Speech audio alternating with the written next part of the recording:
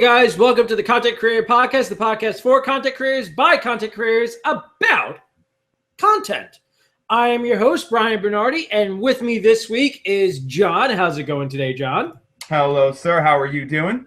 I am doing pretty well, and as you can see, Taylor is missing this week. Yeah, she mentioned the last time when we did our editorial she wasn't feeling well. Unfortunately, she's still not well. So she couldn't make today's recording, so you have us to deal with. Yep, it's just me and Jon. So our original plan for this episode was we were going to bounce off what was being talked about in our editorial with the Fine Brothers and we were going to bounce off that and give our main topic discussion about the YouTube copyright system. However, we are going to shove that copyright claim discussion to next week. So we have another topic of discussion we're going to talk about today. But before we get into that, it's time to talk some news, and especially film news this week. So, Jon, what's the first story you got for us this week? All right, so the first news we have coming out the gate is that already we're a week away from the Deadpool movie, guys. Now, I don't know about Taylor. I think Taylor is. I don't know the rest of our fans. Brian and I are major Deadpool fans. And to correct you. Of the comics, I am not a fan of the Deadpool comics. At all. I am not a big fan of the character, but I am very excited to see this movie because I like a good, entertaining movie, and I am a big Ryan Reynolds fan. So I'm excited to see Deadpool, but I'm not a fan of the character, so I'm I'm a very big fan of the character. He's possibly my favorite Marvel superhero of all time. I think he's amazing. He's funny. He's quick-witted. Anyway, the big news.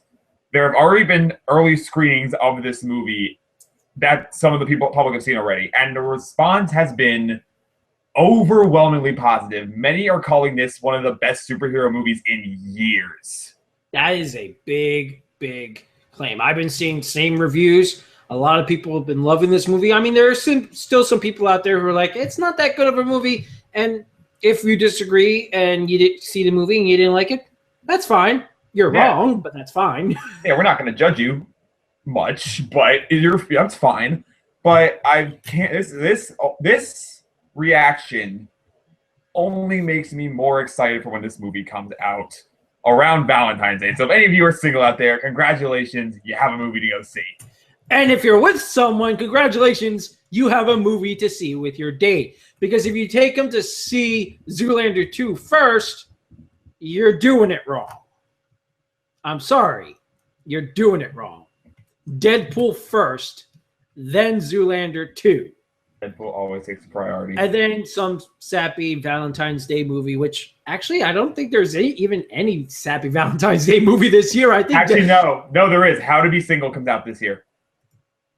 That's right. How to Be Single with Dakota Johnson and Owen Wilson. Yeah, that movie doesn't interest me in the least. I watch those trailers and I'm like, no, not my type of movie. I'm the target audience. We're not the target audience. Last I checked, I had a penis, not a vagina. So okay, well, I don't think I went there that far. So I went there. Good also, job. Well, granted, I am single, ladies. There's a reason why, ladies.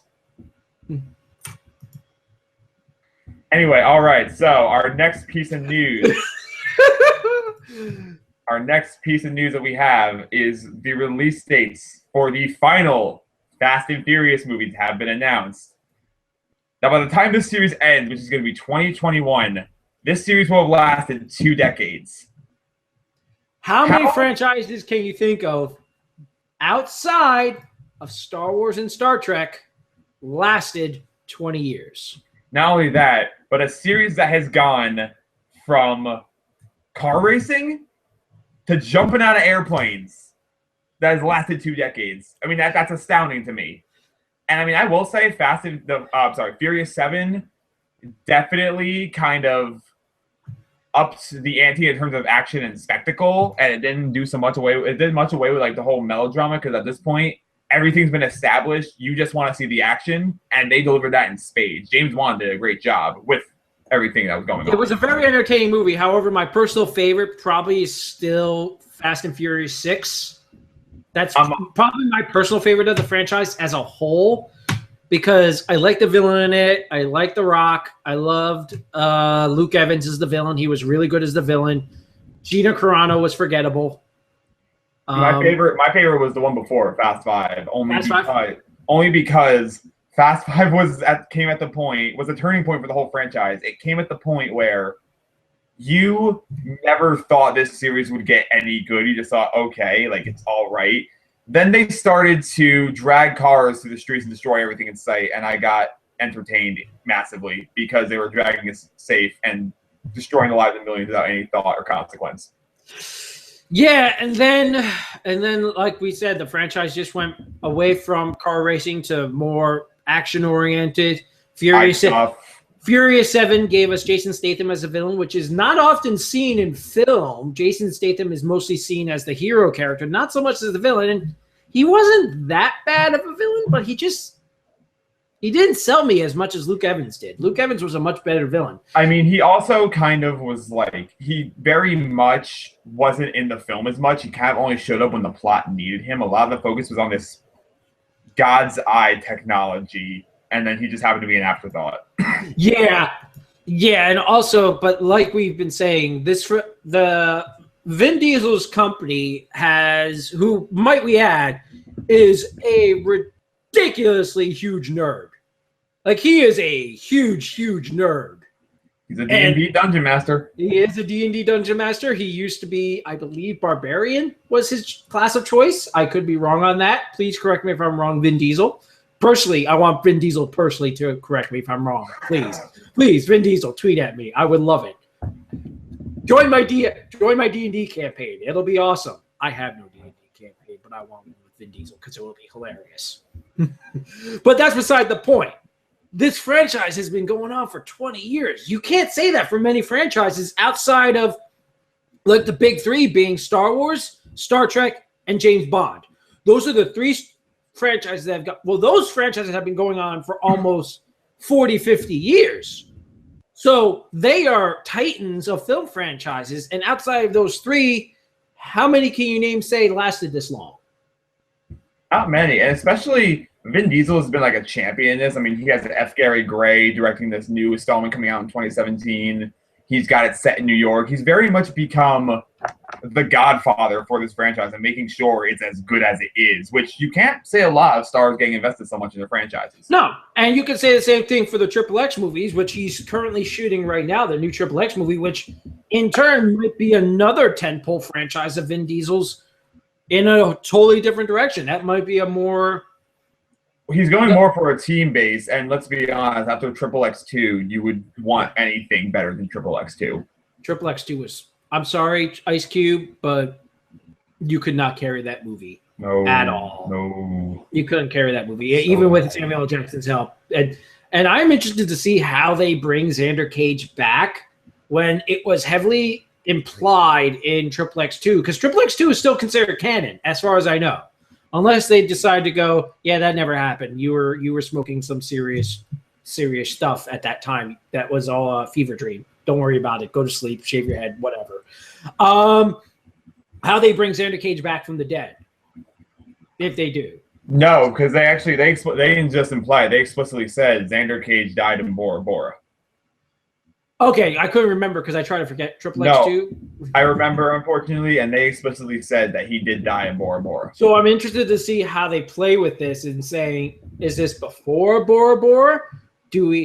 Or did he just fake his death because it's like, you know what, I'm tired of being a secret agent.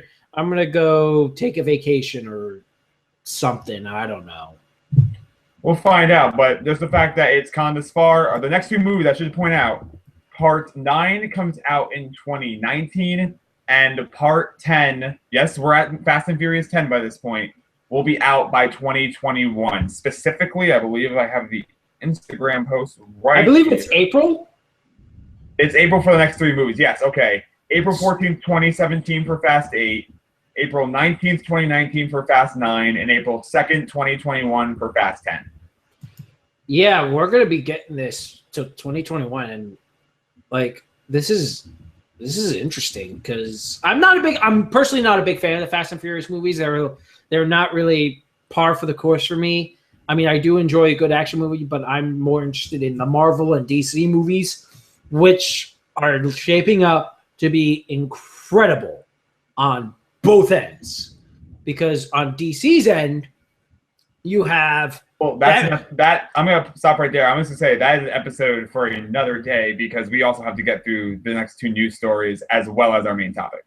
That is true. So, what is the next story on the docket? The next story is actually gonna be TV related. Now we do talk about movies and games and all this other content stuff, but we rarely talk about TV unless it's newsworthy.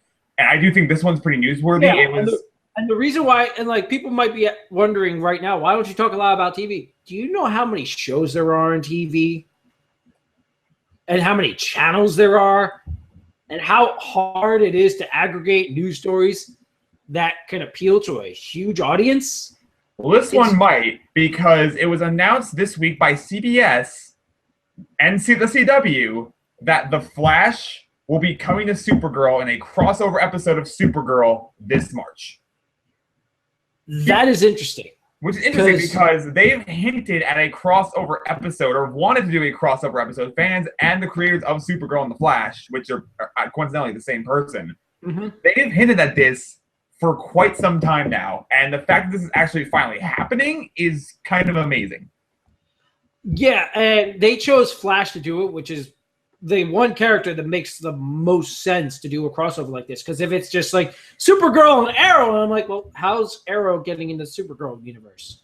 Whereas with Flash, he has the Speed Force, and he can cross time, space, and dimensions with his speed. Not only that, but the tones of the shows kind of mesh with each other very well. Both Flash and Supergirl are very much lighthearted shows, whereas Arrow is not. No, Arrow is not, especially in recent episodes. Recent episodes have suggested they're starting to go back to a bit darker tone, and some of them are quite interesting. Other episodes of Arrow Now, this also introduces unique possibilities because now it's established that even though the plot of the episode will focus on Barry Allen's ability to cross dimensions, does this mean that Supergirl is in the DC TV universe? Does that mean Superman is in the DC TV universe?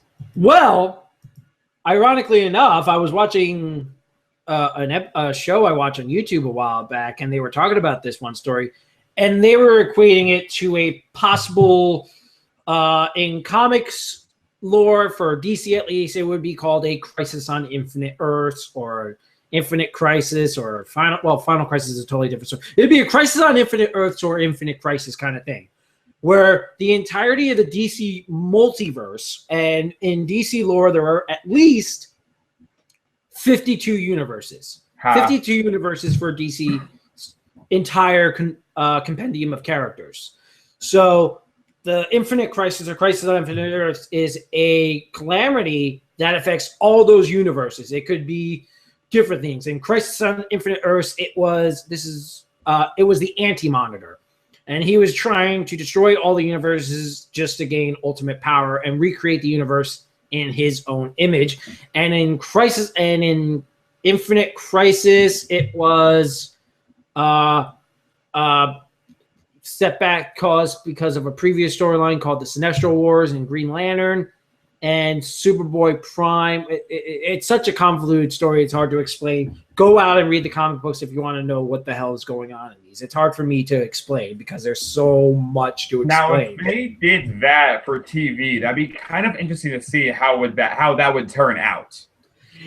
Pretty much, if they did that in TV and they include the TV and the movie universes in this, it's pretty much DC saying, we're rebooting all this stuff that previously happened is done. We are sealing the book on that, and we are going to start fresh. We are rebooting it because that's what those storylines were pretty much done. Everyone was getting all stupid and all over the place, and they wanted to kind of just clean the slate and start over with all these characters. So they created this Crisis on Infinite Earths to hit the old reset button and, in a sense, reboot the universes. So it's possible they could use that as a potential plot point to, in a sense, reset the TV universes after a while. Be like, all right, we're running out of ideas. We want to put the shows, cancel the shows or end the shows, hit the good old reset button and start over with a new or various reasons. But in a sense, it's a reset button. Fair enough. But now this episode, you guys will be able to catch on CBS, on Supergirl, on March 28th, which is when it's set to happen. Now, the big question for me is, even though we're going to see Barry and Supergirl, how are they going to play with this in Flash? Are we going to see Flash in an episode of Flash run and disappear into Supergirl's world as, like, say, the cliffhanger for one of his episodes, and then say to be continued in Supergirl on CBS? Or is it just going to be one of those, like, Supergirl is just walking down the street or flying through whatever city she lives in, and the Flash comes out of nowhere, and then after the end of that episode, Flash goes back to his universe, and we go on to Flash, and they make just a throwaway piece of dialogue about it. I guess at this point is we just have to wait and find out. But I have to get to the final news story, because now we go from something everyone was hoping for to something nobody asked for. Yeah. Now, Brian and I are old school fans of Mighty Morphin Power Rangers, the original season when we grew up as kids. The original season, with Tommy, Green Ranger, Jason, Billy, Trini, all those kids. And Rocky, Adam, and Rita Repulsa. Who was the second Yellow Ranger? I can never remember. I think it was Ashley. I'm not entirely sure. And of course, Kimberly. And Kat. Now, the news is that they've been attempting a reboot of Power Rangers, specifically Mighty Morphin, for a few years now, for at least a couple of years. Mm-hmm. And they're finally getting production. I think all the Power Rangers at this point are now cast. This week, they have announced that the villain, Rita Repulsa, will be played by Elizabeth Banks. There are so many things I could say wrong against this entire casting. Well, here's what I say to this casting. And now we have an edition of Brian Rants. Oh, man. There are two ways you can see this casting. It's either A, Lionsgate, the company producing the movie, is like, wait, we just had Elizabeth Banks in one of our most successful franchises to date in the Hunger Games. Why not use her in another franchise and kind of give it some big name talent to kind of push it along and give it some good box office numbers?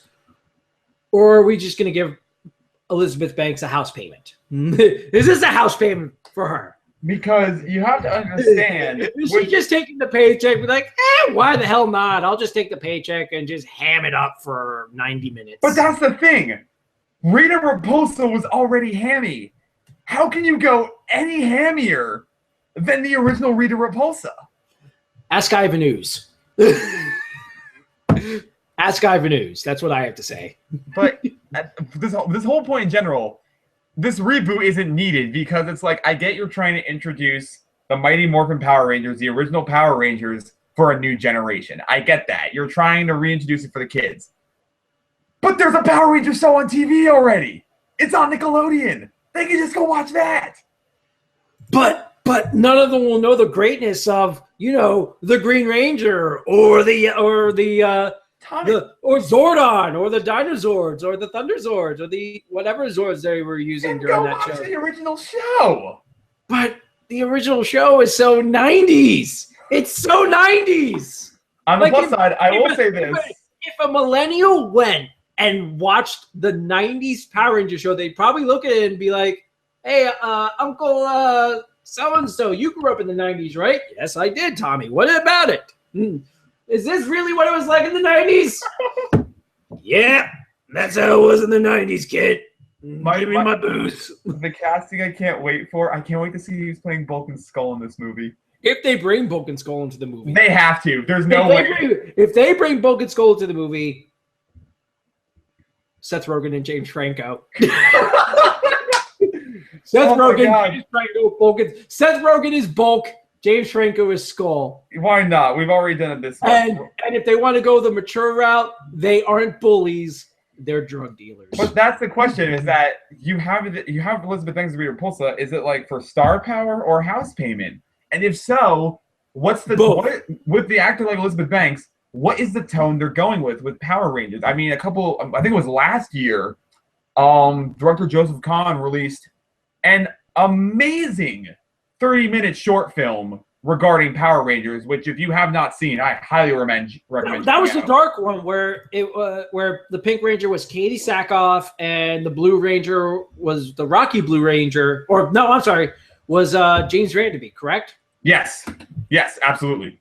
Yeah, that short was really good. No, that's a fantastic story. And that's what I was like, all right, if I wanted a greedy Power Rangers, I'd want it to be like that. So my thinking is, are they mixing the both? Are they going extremely lighthearted? What's the idea? From what I've heard, at least on my end, tonally, they're probably going with, because this is Ham Saban himself producing the movie. Okay. So tonally, we're going to get a similar tone to what it was like on the TV show. Now, for those of you who probably did not grow up in the 90s like me and John or Taylor did, there was actually 2 Power Rangers movies released in theaters. One was Power Rangers the movie, which gave us Ivan Ooze, who was a interesting movie villain and some of the worst CG I had ever seen. But then again, when you're a kid, you don't really see good CG as good or bad. When you're an adult and you watch that movie, have you ever gone back and actually watched the original Power Rangers movie? Yeah, it's fantastic. It's better than Turbo. Well, Turbo was just like taking 3 episodes of the TV show and putting it into a single 90-minute movie and releasing it on the big screen. And like they weren't even trying in that one. They were just like, all right, we're just going to shoot this like we shoot the TV show and release it in theaters because money! Now, this reboot also begs the question, which we're going to get into today's topic. When are reboots and remakes needed?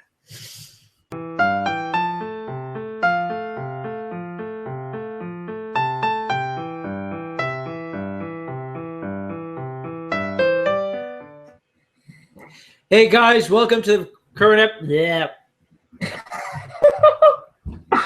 welcome to the podcast, where we learn to speak English. And English is clearly our first language. You can tell by Taylor's not here that we're going to have a good time today. Yes, where I am your host, Glorfinkel, and this is Gorgle Snot. This is why men can't be in charge of anything. Take 2.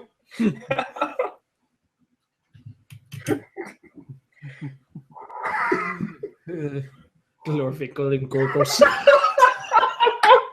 Oh my god, that's brilliant. All right.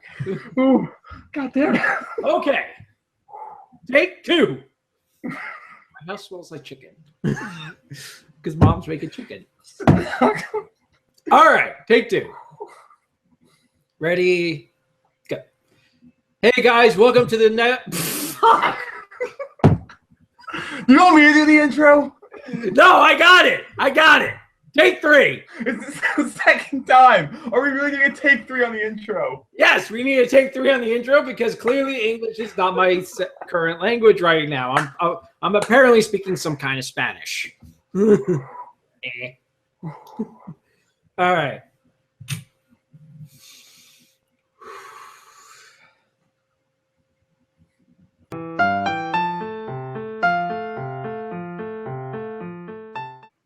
Anyway, Spider-Man has gone through, in the past 10 years at least, since the last Spider-Man, since Tobey Maguire's Spider-Man ended with Spider-Man 3 in 2007. 2007. I was going to say 2005, but 2007. There have been 2 reboots. The first reboot was obviously with Andrew Garfield's Amazing Spider-Man movies, which the first one was good. The second one was shit. No, don't get me started on the second one. And then the new reboot is the Sony Marvel Spider-Man with Tom Holland as Spider-Man, which has yet to appear. Now, in Spider-Man's case, I feel like this reboot is like it's half and half because now that you have Spider-Man in the MCU, you kind of need to reboot as a whole. But we have a solo Spider-Man movie coming out in 2017. Are we getting another origin story like we have before? Because we don't need one. That's the big question with reboots, like especially with superhero movies reboots. From what we've heard, there will be no origin story movie for this version of Spider-Man because we've seen 2 origin story movies for Spider-Man. I think we know the origin of Spider-Man. Plus, the kids will have seen it on TV, so you have that audience who has already seen it. The origin of Spider-Man is teenage nerd gets bit by radioactive spider, gets superpowers. That's it. That's literally it. And there's only so many times. Congratulations, you know the origin of Spider-Man. There's only so many times you can tell that story. So in this case, it's not needed because you already know the story. You don't know it. But if you're reintroducing in a brand new universe instead of setting up this Sony Spider-Man universe they were going to do when Spider-Man Amazing Spider-Man 2 came out. The only things you need to reestablish is which version of who is Spider-Man in this universe. Is it now? They've already said it's Peter Parker Spider-Man. I would have preferred to see a different Spider-Man, like a Miles Morales. Now, I would have loved the Miles Morales Spider-Man. Now, Miles Morales is one of the newer Spider-Mans, and he's also an African-American Spider-Man. If you had gone with Miles Morales Spider-Man... Latino, not Latino, I'm sorry. Latino. Thank you for correcting me. Latino Spider-Man, you would have needed to do an origin story for that Spider-Man. Because the general audience, outside of hardcore comic book nerds, have no clue who Miles Morales is. So if you reboot Spider-Man...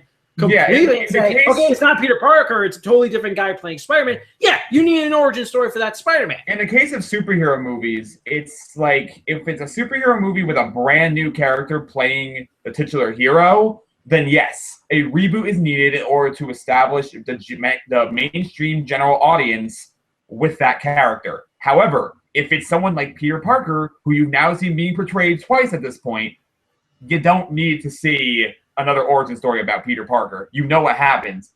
He gets powers, Uncle Ben gets shot in the stomach, and he becomes Spider-Man. Yep.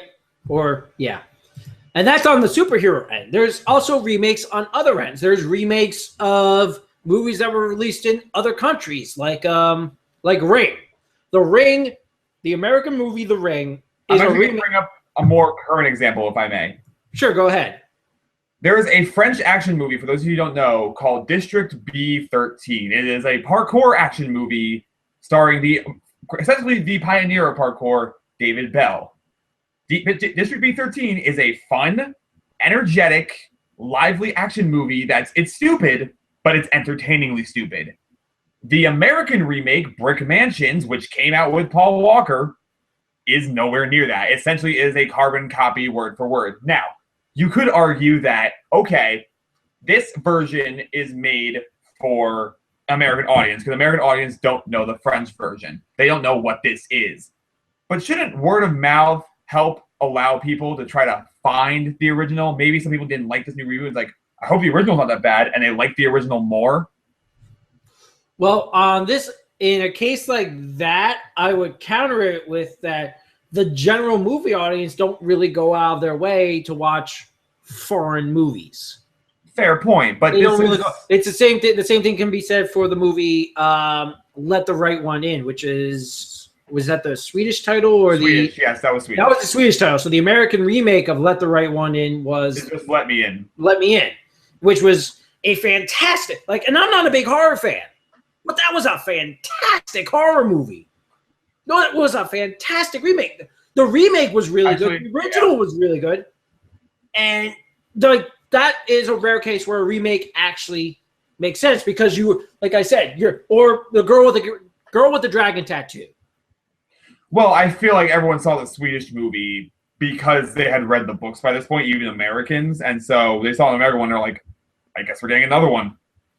Yeah, and then there's also remakes, like we're getting into remakes right now, but let's talk about like the Coen brothers just put out Hail Caesar. Let's talk about one of their older movies, True Grit, which with Jeff Bridges, which was a great movie. If you haven't seen it, go see it. Please. Yeah, there's very rare cases where the remake will end up being as good, if not even sometimes better than the original. Right, True and the original True Grit had John Wayne in it. Yes, and that's a great Western. I mean, they captured the original well. It was very much it was the most unlike Coen Brothers movie I had seen since No Country for Old Men. Yes. And then another example of something like that where it's a remake of a foreign movie. This is again a remake of a foreign movie, but the two movies are completely different from each other, and that's Departed and Infernal Affairs. Yes, this is true. Yes, for those of you who don't know, Departed is actually a remake. It is a remake of a Hong Kong cop film called Internal Affairs, which is a very good Hong Kong cop film. I would recommend checking it out. Yeah. But it is a remake, and it's actually far superior to the Departed is far superior to the original. And another movie that's you could seriously make the argument that Star Wars Force Awakens is a reboot of A New Hope. That's why I make that argument. That's why I said in our Star Wars episode, is Star Wars Force Awakens A New Hope with a fresh coat of paint? Yes, but it's a very good fresh coat of paint. Yes, it's a you hired some very nice painters to repaint that wall because it really needed to be repainted because the prequel kids came in and threw all their shit on the wall and it just made a giant mess.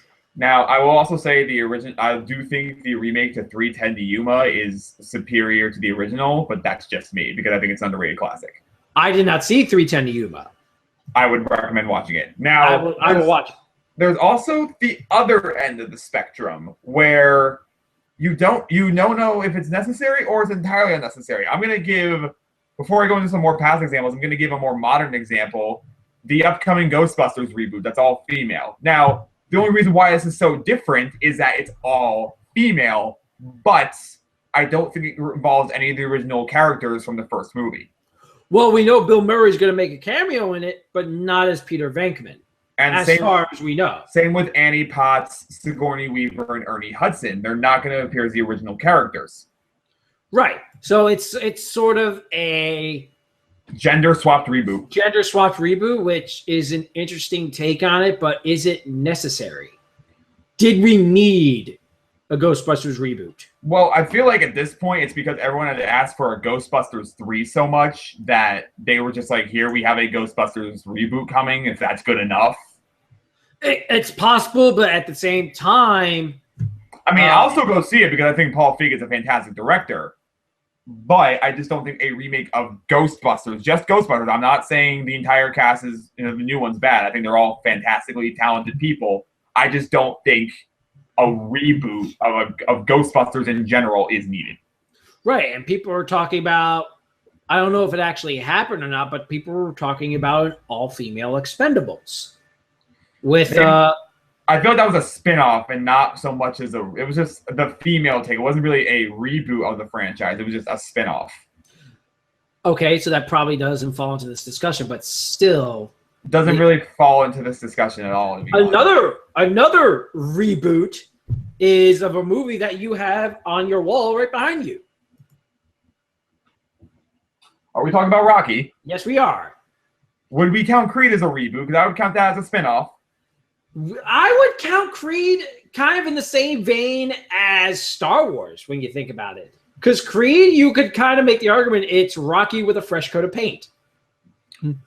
See, I would not say that because I would consider Creed to be its own separate thing. I mean, really, Rocky was just about this underdog doing well, really wanting to be the champ, and Rocky, something that nothing that went to something, and I went against the champ and won. I did it.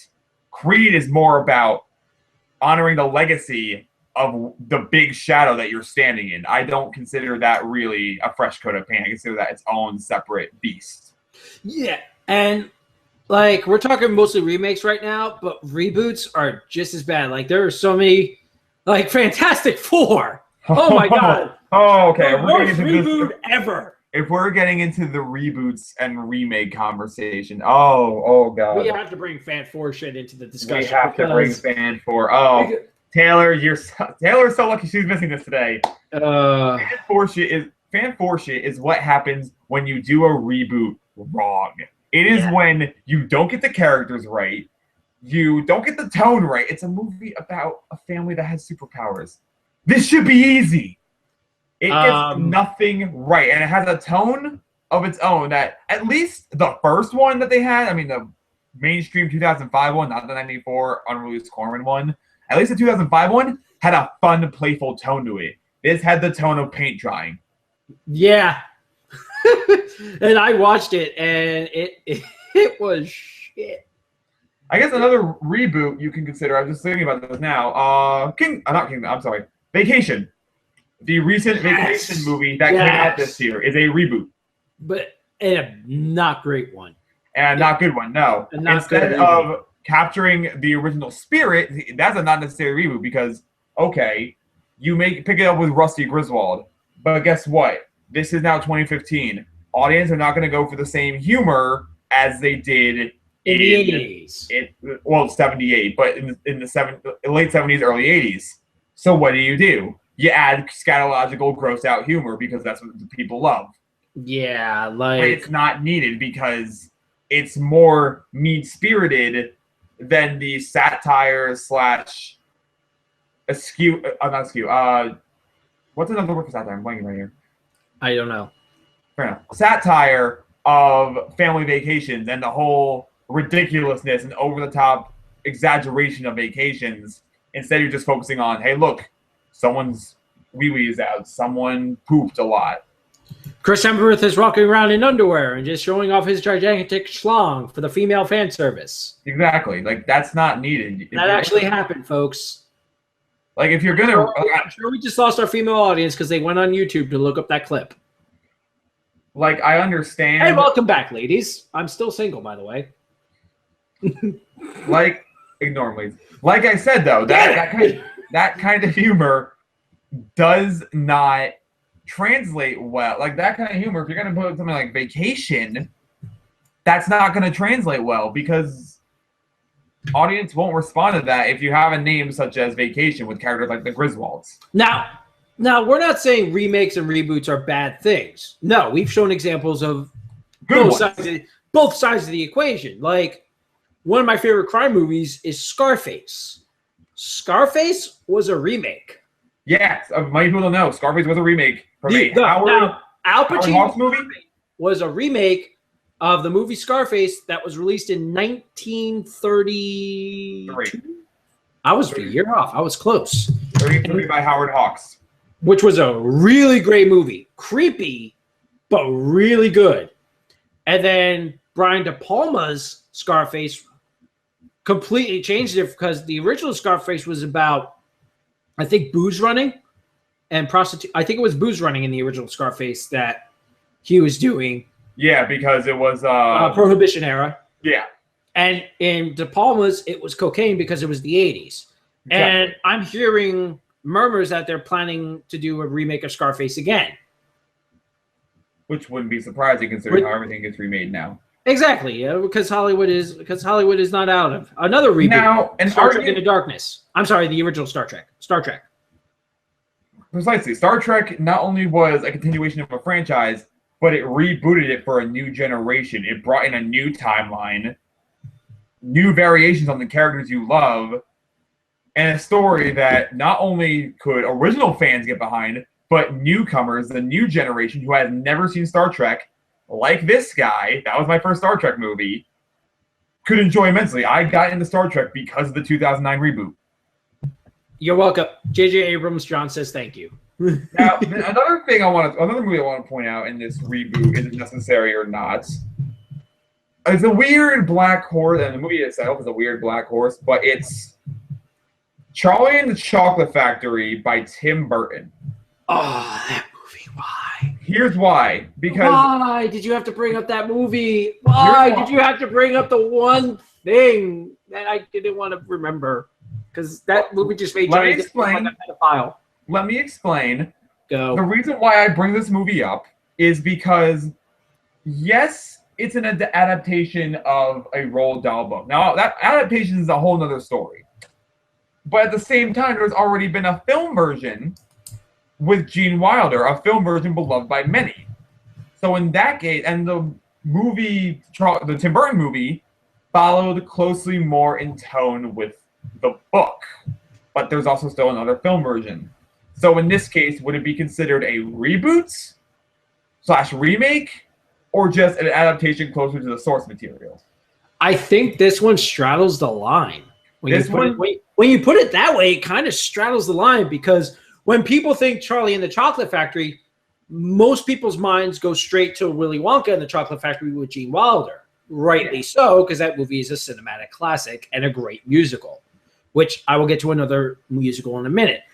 But at the same time, you're correct. It follows closely more to the book. Now, you can argue that, okay, so like some stuff in the movie, in the Tim Burton movie that wasn't in the book, such as Willy Wonka's father storyline, that whole thing. Was that in the book? I don't believe that was in the book, no. Because that wasn't even mentioned in the original Willy Wonka. No, that wasn't, but I don't think it was in the book. I could be wrong. If anyone wants to correct me on all of this, because I haven't read the book in a long time, but I do remember it being a lot more in tone-wise and story-wise with the book itself. Yeah, and then the other thing that was in the Tim Burton movie that was definitely not in the book were Singing Oompa Loompas. That was a sort of homage to the original Willy Wonka. But those Oompa Loompas were a little creepier than the Oompa Loompas from Gene Wilder. Okay. Well, actually, fun thing about that, the Gene Wilder Oompa Loompas, they came up with their own song lyrics. The Tim Burton actually followed the book's lyrics. Oh, so the Singing Oompa Loompas was actually in the books? Yes, that actually was in the book. No, those lyrics were actually in the book. See, I actually did not know that because I actually did not read the books because I don't read many books. I've read that book quite a bit, so I do know a bit of Roald Dahl, and so I remember that being in the book specifically. But now, it's weird because this is the one example I feel like it straddles that line or balances it perfectly, really. And another one you can make an argument for is The Producers. Mel Brooks is The Producers. Is that a reboot or a remake? Are we talking about the 2005? The 2005 movie, The Producers, and the original Producers that Mel Brooks put out. I would argue it's neither. I would argue it's an adaptation of the musical. Which in turn is a remake, but with musical numbers. So I would still consider it an adaptation. They adapted the film into a musical. They adapted the stage play into a film, which in turn, the stage play was an adaptation. Ooh.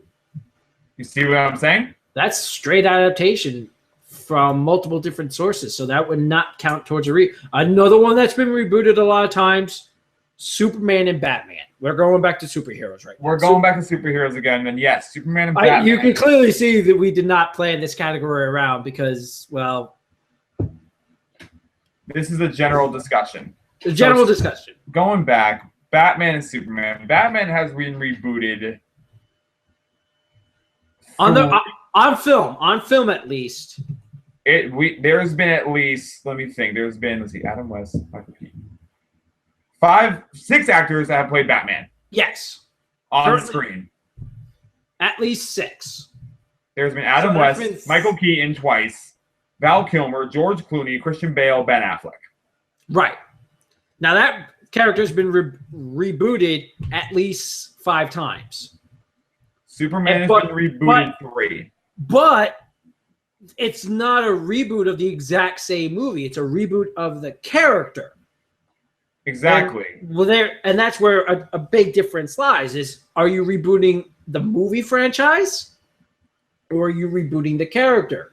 With Batman, Superman, and even comic book characters as a whole, you're rebooting the character.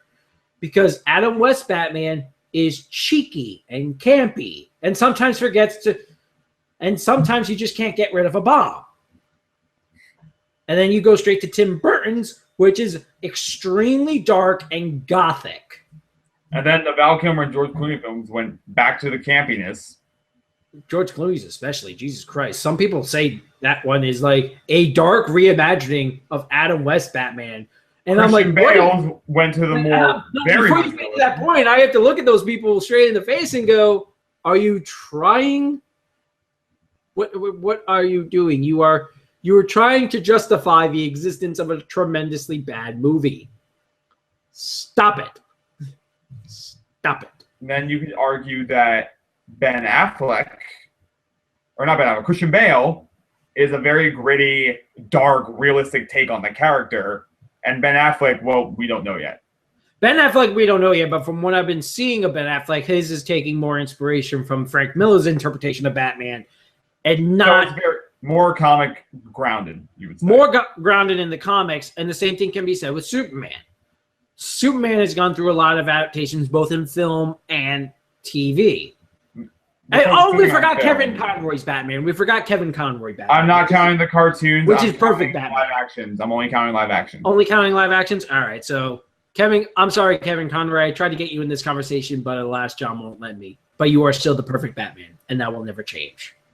But yeah, no. The thing that's weird about Superman is that you could have different actors, but with the exception of Man of Steel, the tone has never changed. Superman Returns. Yeah, good point. Again, he's always been like, I'm all for truth, justice, and the American way, whereas Superman is more like, I don't know what I want to do. Superman is all truth, justice, and the American way. Man of Steel is snapping necks. Well, we're not going to get into that discussion. That's another discussion for another day, folks. But there's so many reboots and remakes. You can go out there and find good remakes, good reboots, bad remakes. You'll find a lot of bad ones. You'll find, if you went into the sea of reboots and remakes, you'll find mostly bad, which is kind of sad because if you look into the future reboots of remakes, I mean, you've got The Jungle Book coming out in April. You got two Jungle Books. Well, I'm focusing on the one coming out this year. Oh, so you got Jon Favreau's coming out this year. Then later on, you have Andy Serkis's Jungle Book. You had the Cinderella live action. You have the Cinderella live action. You have the live action Beauty and the Beast, which, oh my God, I am extremely excited for that one because the amount that is loaded with talent. I mean, oh my God, not even. But the question you have to ask is, you have all these reboots and remakes coming out. The question is, when is enough enough? When is enough seeing everything rebooted? When are you tired of seeing Spider-Man rebooted for the 27th time or Superman for the 18th? And now there are two answers from this. There are two ways to answer this. The first answer is from the audience perspective. Enough is enough. Well, actually, both these can be linked to enough is enough when the studios start seeing that remakes aren't making money anymore. When the studios start to realize that remakes and reboots aren't making making the studios any money, they will see that as like, okay, the audiences are getting tired with this. We need to come up with some new material. Until the studios see the audience say, we're done. We're not going to see this is the 20th time you've made a Spider-Man movie. The audience as a whole isn't going to see it anymore. The studios will be like, all right, we're not going to remake this character or remake this franchise or reboot this or so on and so forth and go back to the well and come up with new material. The day that happens is the day reboots and remakes stop. Will that day ever come? Probably not. Probably not. I mean, I'm like 90% certain that will not happen. We'll see reboots and remakes until we die. There's going to be a day when we're going to be old enough and they're going to be like, we're rebooting Harry Potter or oh my God, that's a franchise. Now that is a good question. That brings us to a great question. Are there movies out there that you just hold sacrosanct and you just do not touch? Do you feel there are movies out there that are so perfect, Back to the Future, so great that you just do not touch? Back to the Future. Back to the Future. If you touch Back to the Future, there's problems. Back to the Future is the literal definition of a perfect movie. For me, Back to the Future would be on that list. You could put Citizen Kane. Actually, this movie is high on everyone's favorite movie list as a great American cinema classic. Would you, if you were a Hollywood producer, would you take up the challenge and remake Citizen Kane? See, I feel like there's stuff even Hollywood won't even touch. I feel like there are topics Hollywood won't even go anywhere near. Citizen Kane being one of them. Kane. I say no. You say no? No. I would actually say yes. I think they would, in time, I think they would go, we're going to remake Citizen Kane. Citizen Kane, the post-apocalyptic future. No, now you just made it full on stupid. Well, you're welcome. You wanted this, you asked for it, Brian. God damn it. But Back to the Future is definitely one you do not touch. We're already rebooting a post-apocalyptic Zorro. That's retarded. Written and directed by the guy who wrote Gravity. Okay, I'm interested. Jonas Cuarón, not Alfonso. Okay, I'm still interested. You know, Back to the Future, It's a Wonderful Life. Anything Frank Capra does, don't touch, even though it's already happened. Anything Frank Capra touches, don't touch. We've already remade Mr. Deeds Go to Town to Adam Sandler's Mr. Deeds. Robert Zemeckis has already said, people have asked Robert Zemeckis, would you ever remake Back to the Future? And he said, over my dead body. Anything Spielberg does. Oh, if anything Spielberg does gets remade, we're going to have a problem. Jurassic World could technically be a remake of Jurassic Park. Technically, but I'm not going to go that far. All right, so... The Breakfast Club. You do not touch The Breakfast Club. The Breakfast Club is a fine example of something that should never be touched. You do not touch... If you remake The Breakfast Club, I will come over to where you are and be like, what is wrong with you? Anything John Hughes does, really. Would you... Ooh, that just came into my head. Would you remake Full Metal Jacket? Or would you make a Kubrick? Would you remake anything Kubrick did? Or Apocalypse Now, or The Godfather. Oh, that's the granddaddy right there. I want to ask you this? I know you're a producer, Brian. Would you remake The Godfather? Take all your personal bias out. The personal bias out of the way. Personal bias out of the way. Would you reboot The Godfather or remake it? No. No. I would not touch The Godfather. Those movies. Well. No, I would never touch The Godfather. Those two movies. The third one I could leave out, but I would never remake The Godfather because you look at those movies and you're like, this is the greatest adaptation of the books ever. I mean, Hollywood might remake The Godfather eventually when Coppola maybe, dies. Killed over there. But I would never remake I personally would never remake The Godfather. Now, like I said, would you remake any of Stanley Kubrick's movies? Oh, if you remade 2001, no, I would never do that. So depending on who you ask, depending on who you ask, guys, there are movies out there where you look at them and go, please do not remake this. These are not ones you never remake. You can get mad over a remake happening, but it's very rare to see a movie that you would say no. Like I remember when there was a time when they announced It's a Wonderful Life 2 was happening. I was like, no, don't you dare. And then he made the live action Pinocchio, and that just completely went. The live action Pinocchio movie. But now I'm going to pose that question to you, our lovely audience. What would you remake and what would you not see remade? I want you to feed your answers in the comment below. Feel free to leave. Or tweet them at us. So tweet them at us. There's so many movies out there that could be remade, that shouldn't be remade. Which ones do you like? Leave in the comments or tweet at us. At CCcast3. You can follow me on Twitter at Brian Bernardi. John, where can people follow you on Twitter? You can follow me on Twitter at JMScott193. That is John's new Twitter. You can follow the show at CCcast3. You can please subscribe to our YouTube channel, guys. Share this video. Share all our episodes. You can check out all our previous episodes on our channel. Even though Taylor is not here, you can follow her on Twitter at Aguamentius. I believe that is AGUAMENTIUS. I think I got that right. Hopefully. You did. You actually did get that right. But all the links to all the Twitter handles we have will be in the comment description below. And like we said, leave them in the comments. Tweet them at us. What movies do you think should be remade? And what are some movies you just do not touch? One movie that should be remade. One franchise that should be rebooted. Dragon Ball. Reboot Dragon. Okay. Fox, call me.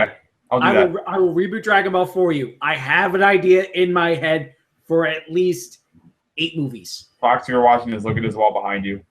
Look at my wall behind me.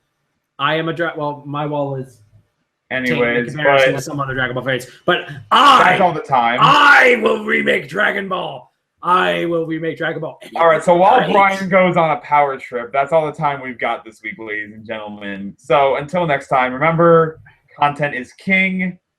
Have a good night. Bye-bye. Call me.